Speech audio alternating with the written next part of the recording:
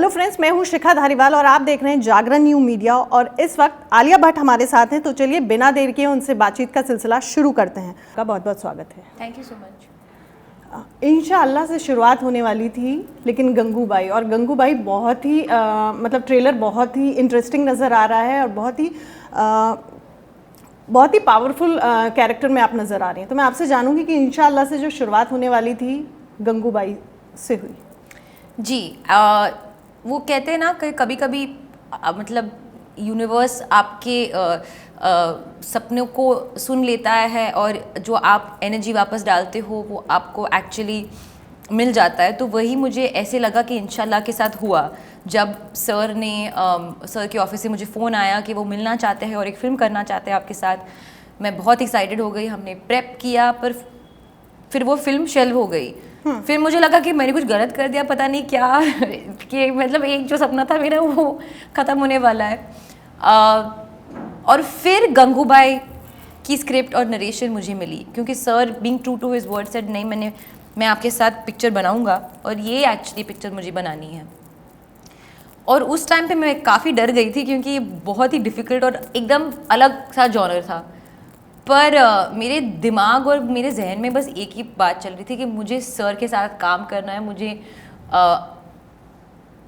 एक संजय लीला बंसाली हीरोइन बनना है मेरी लाइफ टाइम में एक बार, और अगर 3 बार या 4 बार भी हो गया तो अच्छा ही है, पर एक बार तो बनना ही बनना है।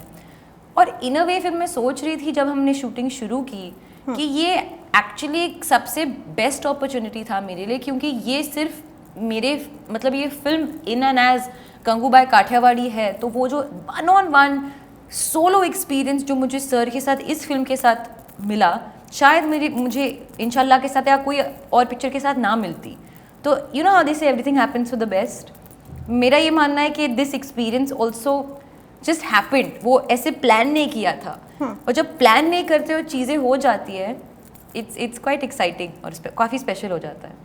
तो जैसा कि आपका बचपन से ही ड्रीम था कि संजय सर के साथ आपको काम करना है, तो जब आप उनके साथ सेट पे गई और शूटिंग शुरू हुई तो कहीं ना कहीं घबराहट भी थी कि मतलब एक सोचा हुआ था कि बचपन से उनके साथ काम करना है, बहुत सीनियर है, तो कहीं ना कहीं घबराहट थी कि पता नहीं कितने सारे रीटेक्स होंगे या कैसा? रीटेक से मुझे कुछ घबराहट नहीं होती है, क्योंकि आप जब फाइनल पिक्चर देखते हो आप पे टेक नंबर नहीं लिखा होता है।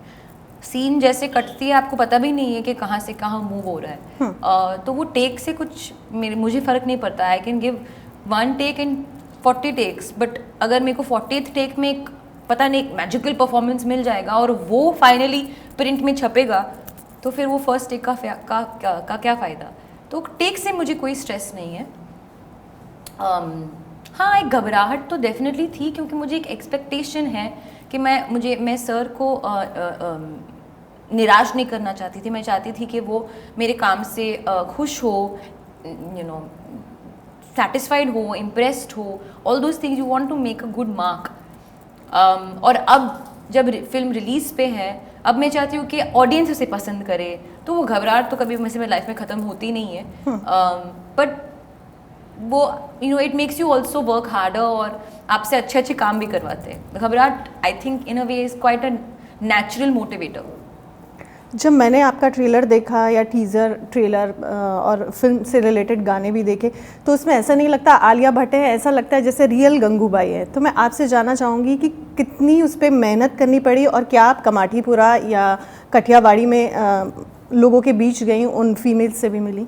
पहले तो thank you, it's a very big complement when you say that. Secondly, हाँ, मैंने सिर्फ अपनी काठियावाड़ी एक्सेंट के लिए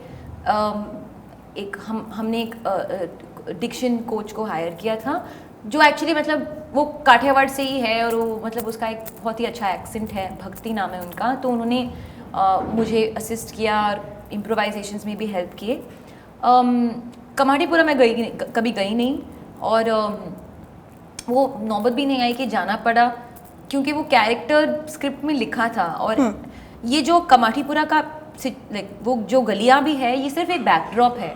कहानी गंगूबाई के बारे में है और उसकी स्ट्रगल के बारे में है और अचीवमेंट्स के बारे में है। और वो कैसे अपने ये सिचुएशन से निकलती है और पावर गेन करती है और ऑल दैट अथॉरिटी एक्सेट्रा। तो वो उस वो मोमेंट में एक्चुअली ऐसे एक फीलिंग नहीं हुआ कि मुझे रिसर्च के लिए वहाँ जाना पड़ेगा। अच्छा वही होगा कि हम साथ में, सर और मैं साथ में बैठ के इस कैरेक्टर को फ्रॉम द स्क्रैच क्रिएट करें, या तो not to borrow it from some existing person, क्योंकि हमें प्लॉट पॉइंट्स पता था गंगूबाई की ज़िंदगी के बारे में कि वो बॉम्बे आई, फिर यहाँ गई, फिर यहाँ ये हुआ, फिर वो हुआ, और फिर हमको वो जॉइन द डॉट्स करना था, तो वो हमने आपस में कर लिया। जब इस तरह की फिल्में आती हैं तो ऑब्वियसली वो लोग जिस तरीके से पेन झेलते हैं अपनी लाइफ में, या जिस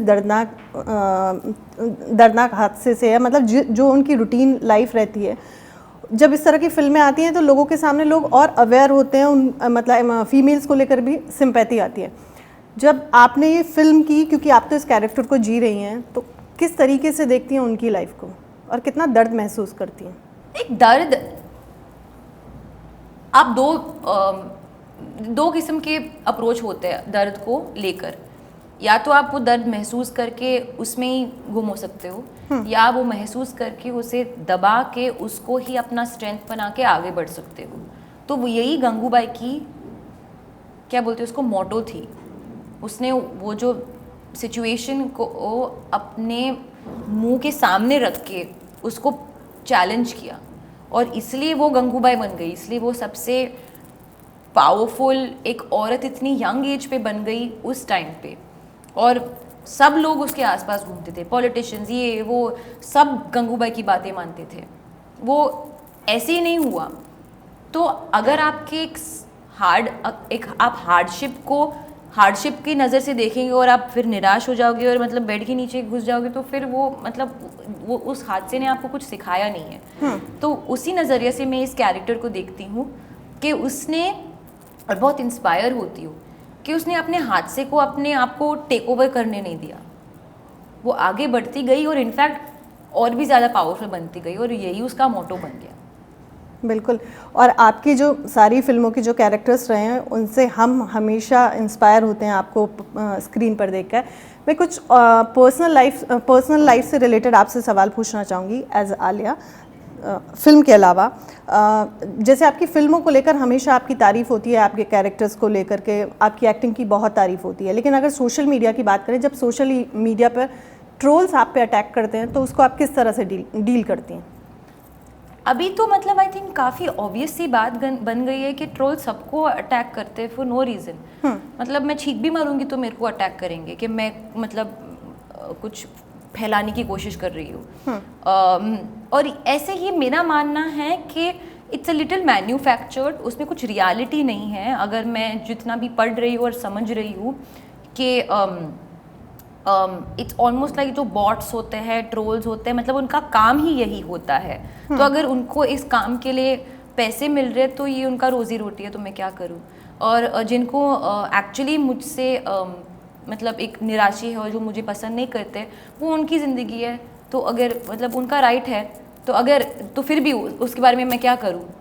तो इन अ वे दोनों तरफ से अगर आप देखोगे मुझे अफेक्ट ही नहीं करेगा, क्योंकि इट्स नॉट लाइक कोई मेरे सामने मेरे मुंह पे आके मुझे कुछ बोल रहा है।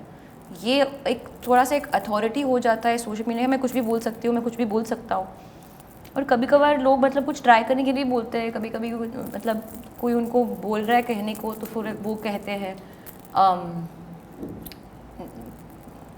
कुछ मीनिंग नहीं है, if you know what I mean.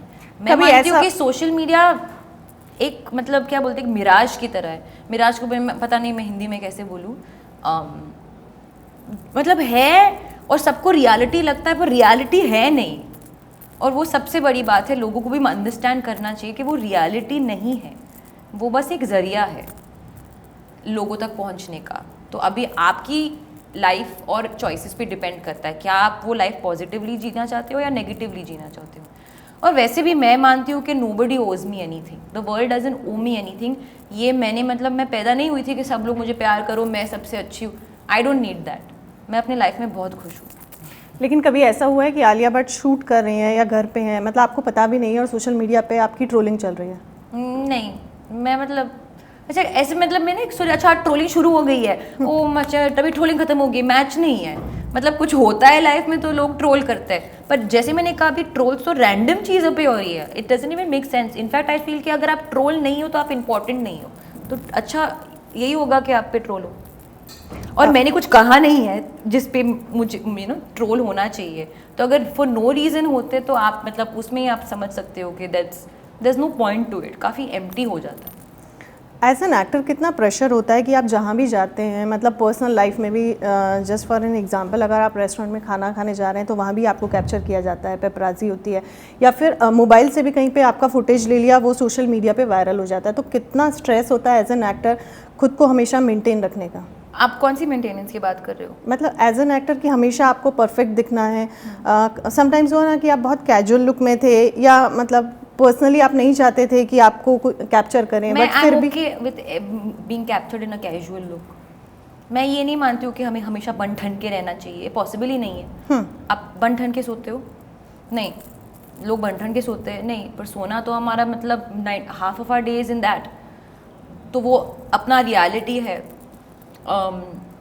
In fact मैं बहुत ही कंफर्टेबल हूँ कैजुअल लुक्स को लेकर, और मेरा ये चीज़, मैं जब तैयार भी होती हूँ तो अपने लिए तैयार होती हूँ, मैं लोगों के लिए तैयार कभी नहीं होती हूँ। और वो मेरे ओपिनियंस भी, मेरे को बिल्कुल इंटरेस्ट नहीं है लोगों के ओपिनियंस में।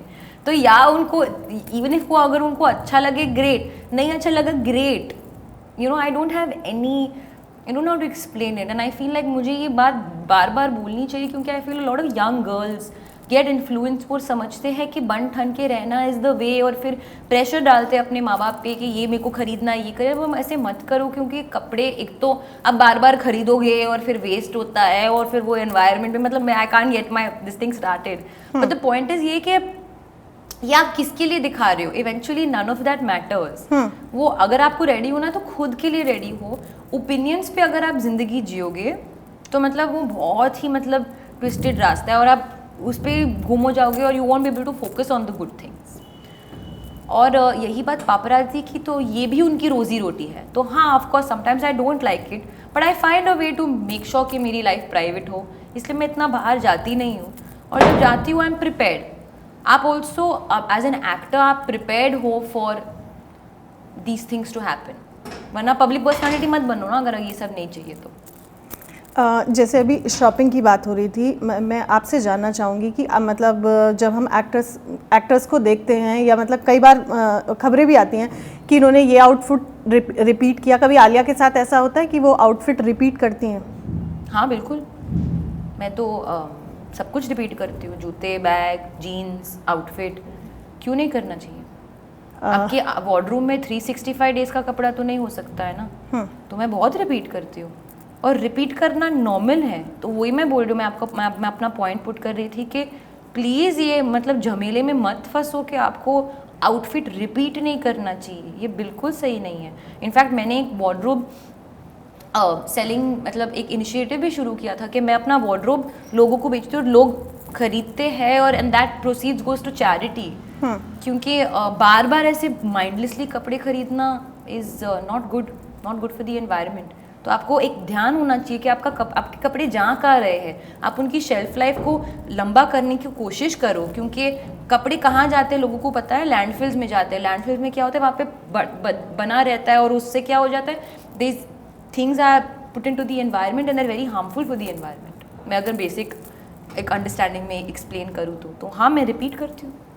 एक लास्ट क्वेश्चन, आलिया के लाखों करोड़ों फैंस हैं, लेकिन अगर हम आलिया से पूछें तो वो आलिया किसकी फ़ैन है, और कभी आपके साथ कोई फ़ैन मोमेंट हुआ है? हाँ, मतलब मैं तो I am fan of so many people, तो I am trying to think of एक फ़ैन मोमेंट जो मैं आपके साथ शेयर कर सकती हूँ। आई रिमेंबर जब मैं श्रीदेवी की बहुत बड़ी फ़ैन थी, बहुत बड़ी फ़ैन हूँ अब भी, आज भी, from the work that she is done in the past. तो जब उन्होंने एक मेरी फ़िल्म देखी थी, और फिल्म के बाद उन्होंने आके मुझे रिस्पॉन्स दिया, आई थिंक वो मेरे लाइफ का सबसे, क्या बोलते हैं उसको, मेमोरेबल मोमेंट था, क्योंकि उनकी आंखों में मेरे लिए जेन्युइन अप्रिसिएशन और प्यार देखना, दैट वाज लाइक। कौन सी फिल्म देखी थी? I think it was, I am not sure, I think it was Dear Zindagi. उन्होंने यशराज में दिखा था, आई रिमेंबर, और वो she came up to me and she said, यॉन something she said like you are the whole school of acting or something like that, like a very sweet line, and that was a big moment for me. I think वो naturally मुझे goosebumps आते हैं when I think about that. Thank you so much. Thank you. And all the very best. Thank you very much.